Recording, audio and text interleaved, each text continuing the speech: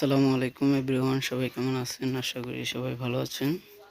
তো যারা আপনারা এরকম 2 খোপের একটি মুরগির আপনি খাঁচা বানাতে চান, তাহলে অল্প খরচে বাড়ি থেকে আপনারা সেটা বানাতে পারেন। একটা খোপের ভিতরে আপনারা চাইলে 10টা থেকে 15টা আপনার মুরগি আপনি অনায়াসে পালতে পারবেন। আর একটা আসলে কতটুকু একটা বাসার মধ্যে আপনার জায়গা লাগে একটা মুরগির জন্য, সেটুকু আপনারা আপনাদের আন্দাজ অনুযায়ী দিবেন। ভিডিওটা আমি কতটুকু দিছি সেটা আপনাদেরকে দেখাচ্ছি। এটা আপনার হচ্ছে 13 ইঞ্চি দরজা দিছি, যাতে একটু বড় মুরগি ঢুকতে পারে।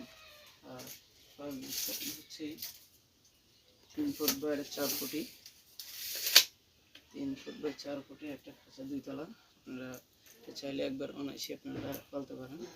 আপনার নিচেরটা দেখাও, নিচেরটা দেখাও।